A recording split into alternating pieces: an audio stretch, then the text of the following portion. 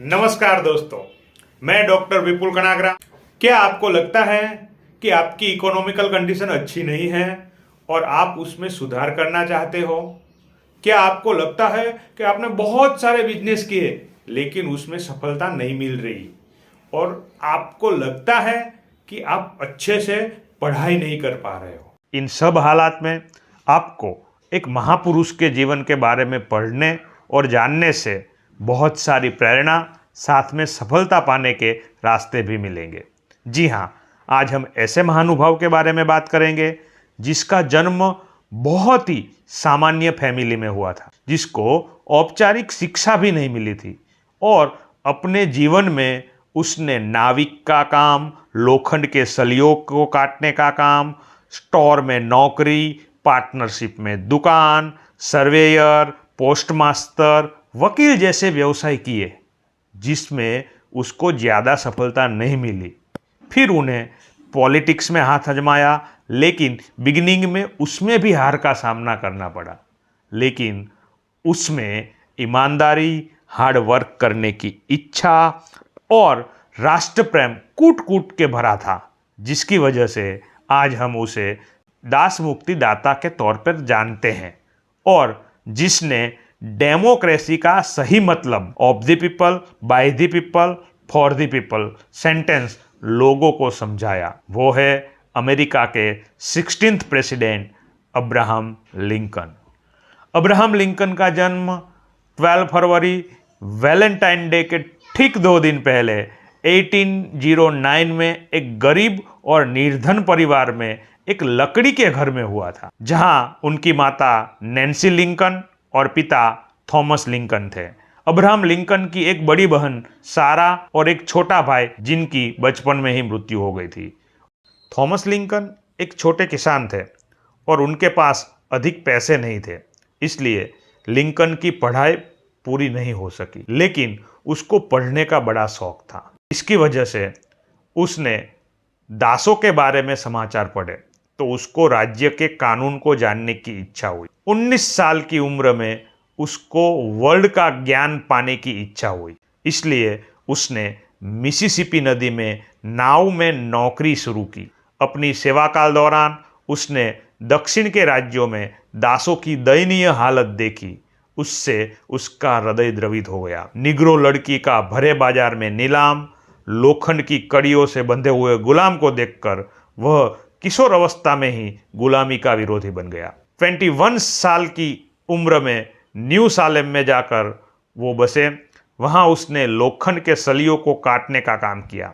उसके बाद स्टोर में नौकरी की, लेकिन स्टोर मालिक का दिवालियापन से लिंकन बेकार हो गया। इस दौरान इलिनॉइस राज्य में ट्राइबल के सामने लड़ने के लिए एक स्वयंसेवक दल का गठन हुआ था। लिंकन उसमें ज्वाइन हो गया। 1832 में इलिनॉइस के असेंबली के इलेक्शन में वह खड़ा रहा, लेकिन उसमें वो हार गया। हारने के बाद फिर से वह बेकार हो गया। उसके बाद उसने पार्टनरशिप में एक स्टोर खोला, लेकिन उसमें भी घाटा हुआ। लिंकन ने अपने शेयर बेचकर अपना कर्ज चुकाया, जिसके कारण लोग उन्हें प्रामाणिक एब के नाम से जानने लगे। बाद में वो न्यू सालेम में पोस्टमास्टर की नौकरी करने लगे और उसके बाद काउंटी सर्वेयर के रूप में भी काम किया, लेकिन पढ़ने के प्रति उनका प्यार बरकरार रहा और उन्हें कानून की शिक्षा ली और वकील बन गए। 1832 में 23 ईयर की एज में पॉलिटिकल कैरियर की उसने शुरुआत की, जिसमें वो असफल रहे, लेकिन उसने अपनी कोशिश जारी रखी। इसी तरह उसने 1834 में फिर से असेंबली का इलेक्शन लड़ा। कहते हैं ना कि असफलता एक चुनौती है, इसे स्वीकार करो। क्या कमी रह गई देखो और सुधार करो। जब तक ना सफल हो नींद चैन को त्यागो तुम, संघर्ष का मैदान छोड़कर मत भागो तुम। आखिर कुछ किए बिना ही जय जयकार नहीं होती, कोशिश करने वालों की कभी हार नहीं होती। इस बार यह बात लिंकन पे सही साबित हुई और लिंकन को सफलता मिली, और सफलता भी ऐसी मिली कि 1834 से 1842 तक 4 टर्म वो इलिनॉइस स्टेट की असेंबली में चुने गए।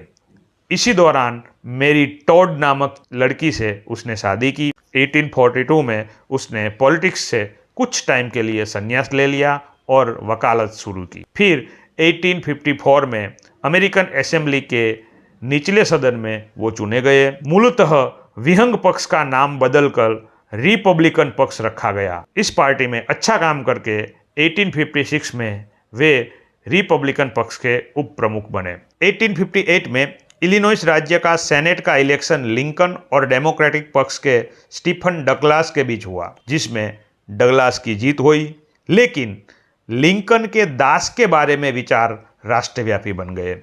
फिर 1860 के इलेक्शन में रिपब्लिकन के उम्मीदवार के तौर पे डगलास के सामने जीतकर अमेरिका के 16th प्रेसिडेंट बने। वे दास प्रथा के विरोधी होने के बावजूद उसने ऐलान किया कि जहां दास प्रथा चालू है वहां वे हस्तक्षेप नहीं करेगा, किंतु नए राज्यों में दास प्रथा को नाबूद किया जाएगा।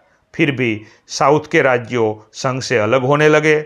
जो राज्यों संघ से अलग हुए उसको लिंकन ने रास्ता भूले हुए बंधु माना, लेकिन दक्षिण के लोग इसकी बात को नहीं माने और उन्होंने गृह युद्ध किया।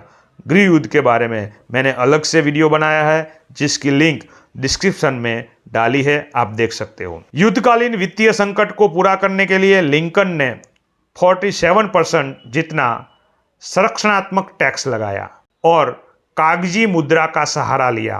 4,500 लाख डॉलर के नोट छापे गए। यह धन को अमेरिका में ग्रीन बॉक्स के नाम से जाना जाता था।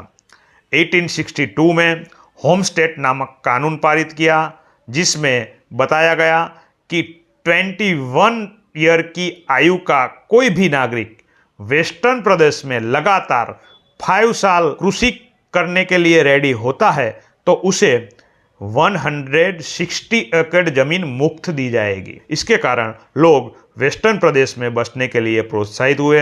1862 में मैरीलैंड एक्ट को पारित किया, जिसमें ऐसा प्रावधान किया गया कि यदि कोई राज्य कृषि कॉलेज की स्थापना करता है तो उन राज्य को अपनी कांग्रेस के मेंबर दी 3000 एकड़ जमीन देने की घोषणा की, जिसके कारण 17 से ज्यादा कृषि कॉलेज और यूनिवर्सिटी की स्थापना हुई।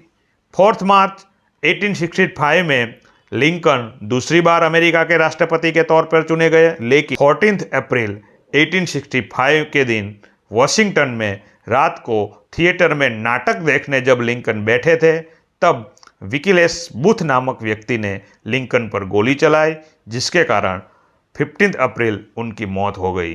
इसलिए कहा जाता है कि गढ़ आला पर सिंह गैला, यानी अमेरिका ने दास प्रथा को मुक्ति देकर अपना यूनियन स्टेट को तो बचाया, लेकिन लिंकन जैसे शेर को हमेशा के लिए खो दिया। Thank you very much.